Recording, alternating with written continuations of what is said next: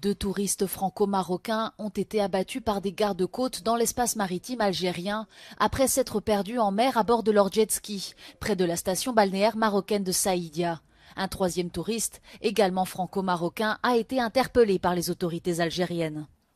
Ce drame est susceptible de raviver les frictions régionales entre l'Algérie et le Maroc, exacerbées par leur antagonisme sur le territoire disputé. La justice marocaine a annoncé ce vendredi l'ouverture d'une enquête sur les circonstances du décès. Voilà, salam alaikum. Tout d'abord, les franco-marocains qui ont été assassinés, parce que moi j'appelle ça de l'assassinat. Et malheureusement, moi personnellement, en tant que belgo-marocaine, je trouve ça triste dans le sens où je trouve que c'est la responsabilité, elle revient à l'armée algérienne et aussi également aux autorités marocaines, parce que je pense qu'il faudrait que ce soit bien défini le territoire pour que cela n'arrive plus. C'est des jeunes imprudents malheureusement, donc moi je me dis aussi à la jeunesse de faire attention, parce que voilà, c'est vrai, ils étaient là en vacances, en jet ski, ils ne se sont pas rendus compte, ils ont franchi la barrière, et donc voilà, c'est vraiment triste, et voilà, on est un peuple frère, et je trouve ça dommage que ça ne peut faire que ce genre de choses ne peut qu'aggraver la haine entre les deux peuples qui sont en réalité frères, parce que nous on n'a pas de problème avec nos frères algériens, donc c'est vraiment, il faut vraiment que ça change, et j'espère Inch'Allah que nos responsables des deux côtés, que ce soit des Marocains ou des Algériens, réfléchissent à 2 reprises avant de continuer cette guerre inutile. Personne n'a le droit de ôter une vie, parce qu'à la limite ils auraient dû les emprisonner, vérifier pourquoi et comment, etc. Parce que c'est facile de pousser sur des armes.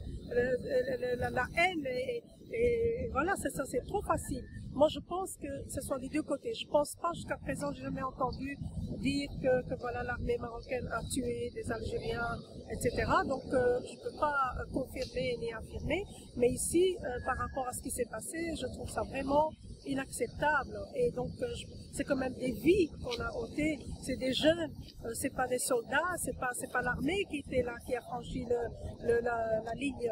Je trouve que c'est trop facile de pousser sur les armes, de tirer, c'est trop facile de tuer, alors que c'est plus difficile de dialoguer et de négocier. Ils auraient pu les emprisonner, ils auraient pu à la limite les passer devant un tribunal et voir pourquoi ils étaient là, etc. Mais avoir ôté leur vie, c'est inacceptable. Moi j'ai des enfants et je ne pourrais pas accepter ça, et franchement de tout cœur avec les familles. Donc comme vous le savez, l'armée algérienne a souvent été impliquée dans des actions hostiles envers le Maroc, et par cet incident qui s'est passé la semaine passée, et d'autant plus surprenant par le fait que la marine algérienne ait tiré sur ces touristes franco-marocains sans avertissement. Donc ce crime odieux est contraire à toutes les normes et lois internationales et humanitaires, malgré les appels répétés de la plus haute autorité marocaine, Sa Majesté le roi Mohamed VI, qui rappelle dans ses divers discours à la sagesse pour donner la priorité à l'intérêt des 2 peuples frères unis par une histoire et un destin commun, afin de réformer et de construire un meilleur avenir. Il y a quelques jours, nous avons tous été choqués par ces 2 jeunes gens français d'origine marocaine qui ont été abattus par les gardes-frontières algériens dans la zone frontalière entre le Maroc et l'Algérie, à Saïdia plus précisément. Ce sont 4 jeunes gens qui ont décidé d'aller s'amuser durant leur période de congé annuel, et malencontreusement ils se sont égarés, se retrouvaient du côté algérien. Je ne vais pas me prononcer sur la manière dont les choses se sont déroulées précisément, mais ce qui nous a tous choqués, c'est de voir qu'on a enlevé 2 vies humaines, qu'il y a des orphelins qui vont se réveiller sans leur père, parce que les dirigeants d'un pays qui montrent une hostilité permanente vis-à-vis du Maroc refusent de normaliser leurs relations avec leurs voisins, et les conséquences sont très graves. Elles sont très graves au niveau du droit international, sont très graves au niveau des bonnes relations que devraient avoir des voisins, des peuples frères. Les Marocains et les Algériens sont des peuples frères, mais vous avez les dirigeants d'un pays qui malheureusement refusent en permanence la main tendue par le Maroc, et les conséquences, on les voit à travers ces 2 morts inutiles, ces 2 innocents qui ont été tués dans des conditions atroces. Et donc il est clair qu'il faut soutenir les familles des victimes.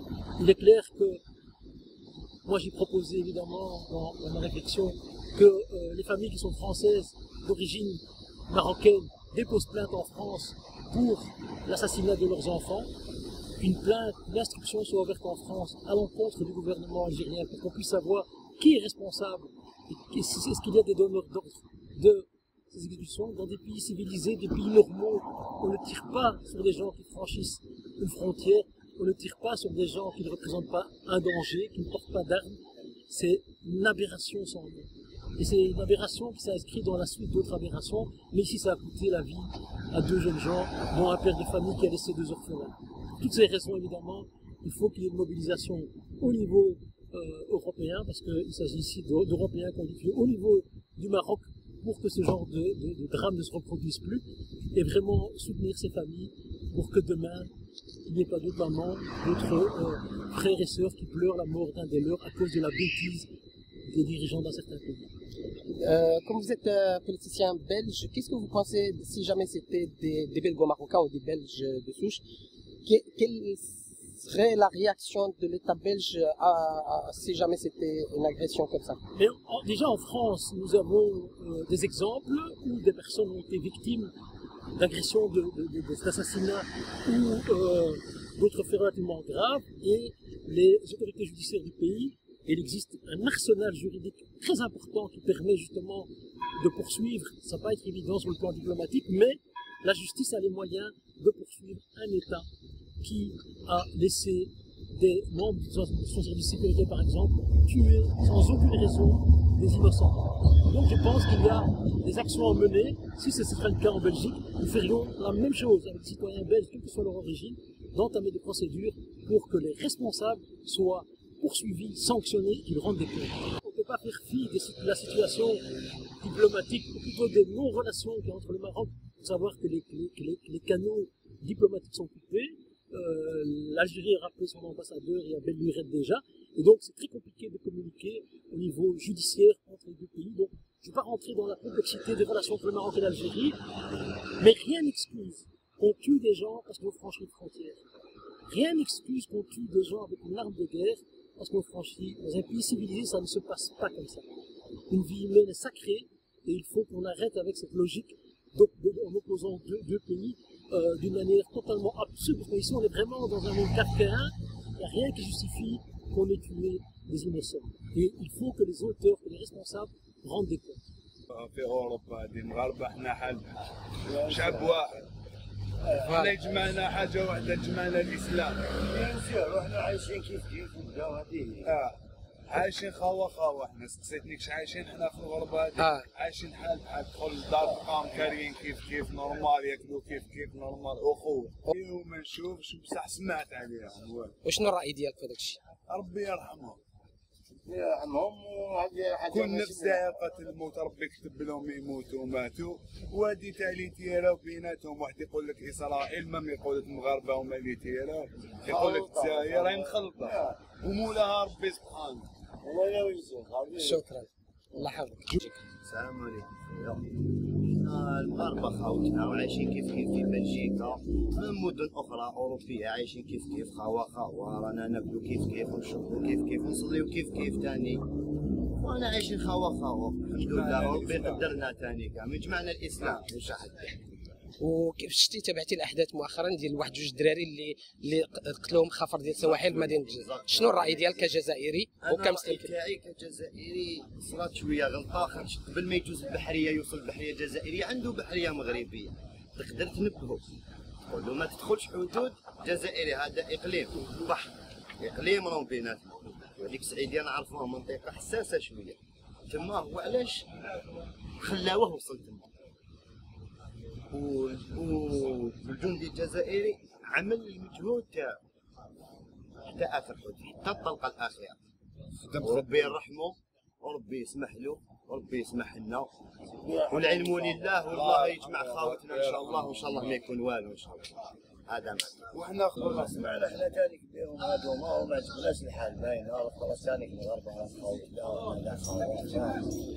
تشوف الغربه تشوف كيفاش رانا عايشين الحمد لله بصح حنا ثاني ما عجبناش الحال بصح ما يفهمناش كاع الحكايه هذه ما فهمناش كل واحد واش يهضر وحنا كي حنا في غربه كما يقولوا رانا نخدموا في غربتنا حنا ما على بالناش دوكا واش صار يعني واش كاين واش ما كاينش ما على بالناش هادو واش صار في البلاد.